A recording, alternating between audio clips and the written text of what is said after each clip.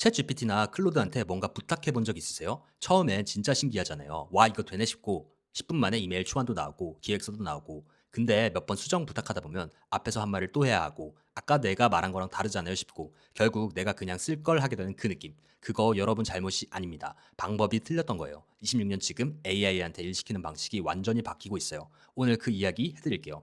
AI를 처음 접하면 대부분 이렇게 써요. 이거 만들어줘. 아, 이거 좀 다르게 해줘. 거기다가 이것도 추가해줘. 이걸 개발자들이 바이브 코딩이라고 불러요. 느낌대로 흥이 가는 대로 AI한테 던지는 방식이에요.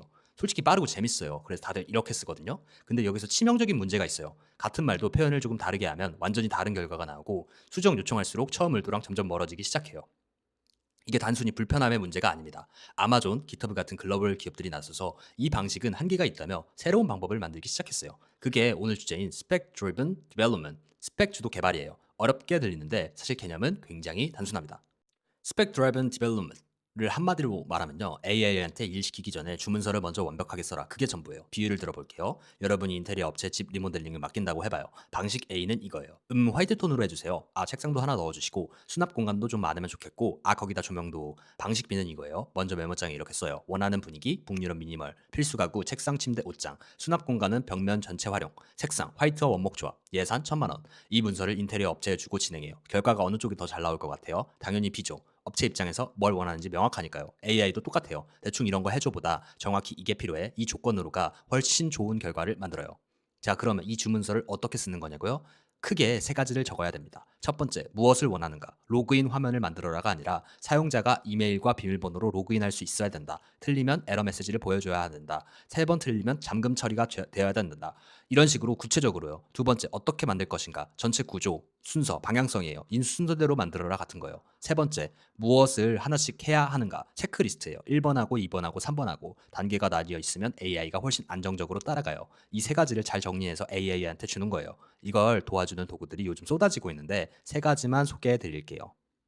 대표적인 게 세 개예요. 아마존이 만든 키로, 기터브가 만든 스펙킷, 오픈소스 커뮤니티의 비메드 메소드. 셋 다 SDD 개념을 구현한 도구들이에요. 근데 솔직히 말씀드리면요. 셋 다 너무 아쉽습니다. 키로는 아마존 서비스에 묶여야 해요. 내가 원하는 환경에서 자유롭게 쓰기가 어렵거든요. 스펙킷은 써보면 방법도 복잡하고 그닥 성능이 좋다고 못 느꼈어요. 비메드는 개념 자체는 좋은데 배우는데 걸리는 시간이 상당해요. 게다가 그냥 역할놀이 하는 기분이에요. 무엇보다 세 가지 다 공통적인 문제가 있어요. 내 프로젝트, 내 작업 방식에 딱 맞게 설정하기가 너무 어려웠습니다. 도구에 내가 맞춰야 하는 느낌이랄까요? 그래서 저는 다른 방향으로 접근했어요. 기존 도구들을 쓰다 보니까 결국 핵심은 도구가 아니라 구조라는 걸 알게 됐어요. 그래서 직접 만들었습니다. 하니스 기반 워크플로우예요. 하니스가 뭐냐면요. 안정장치 같은 거예요. 예를 들어 번지 점프할 때 하니스를 착용하잖아요. 점프는 자유롭게 하되 떨어지지 않게 잡아주는 구조.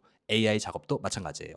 AI한테 자유롭게 일을 시키되 방향이 흔들리지 않도록 잡아주는 구조를 만드는 거예요. 구체적으로 이렇게 돼요. 먼저 프로젝트 맥락 파일을 하나 만들어요. 이 AI가 이 프로젝트에서 항상 알고 있어야 할 것들, 목표, 제약 조건, 이미 결정된 것들, 그 다음에 작업 요청 템플릿을 써요. 매번 AI한테 부탁할 때 같은 형식으로 전달하는 거예요.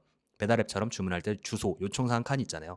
그 틀처럼 만드는 거예요. 마지막으로 결과 검증 체크리스트가 있어요. AI가 만들어준 결과물을 확인하는 기준 목록이에요. 이게 내가 원한 게 맞아?를 빠르게 확인하는 거죠. 이 세 가지가 맞물려서 돌아가는 게 제가 쓰는 하니스예요. 기존 키로처럼 특정 도구에 묶이지 않아요. 챗 GPT든 클로드든 어떤 AI 도구에서든 그대로 붙여서 쓸 수 있고 내 작업 방식에 맞게 처음부터 설계할 수 있어요. 이 하니스에 대한 실습 영상의 경우엔 다음 영상에서 한번 다뤄보도록 하겠습니다. 자, 이제 핵심이에요. 왜 먼저 주문서 쓰고 AI한테 시키기가 실제로 잘 작동하냐고요?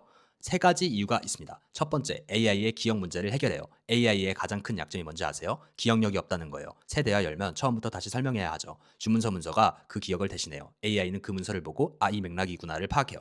여러분이 매번 설명 안 해도 되는 거예요. 마치 알바생한테 업무 매뉴얼을 만들어주는 것처럼요. 매뉴얼이 있으면 사람이 바뀌어도 일이 흔들리지 않잖아요. 두 번째, 뭘 만들지와 어떻게 만들지를 분리해요. AI한테 가장 힘든 요청이 뭔지 아세요? 뭘 만들지 생각하면서 동시에 만들어줘야 해요. SD는 이걸 분리해요.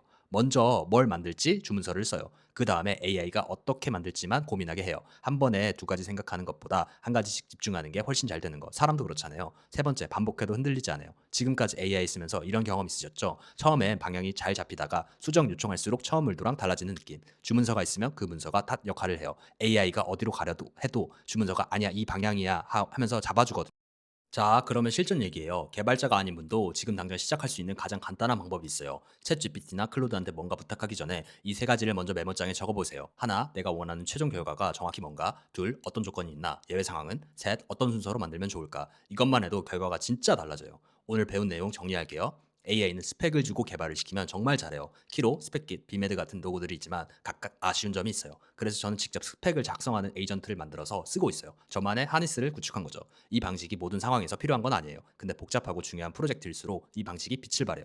그리고 가장 중요한 건요. 이게 개발자만의 얘기가 아닙니다. 챗 GPT로 기획서 쓰는 분도 AI로 마케팅 콘텐츠를 만드는 분도 AI로 업무 자동화하는 분도 다 적용할 수 있는 사고방식이에요. AI한테 시키기 전에 먼저 명확하게 적어라. 이것 하나만 기억하셔도 오늘 영상 본 보람이 있어요. 여러분은 AI 어떻게 쓰고 계세요? 그냥 바로 물어보는 편인지 아니면 미리 뭔가 정리하고 쓰는 편인지 댓글로 알려주세요.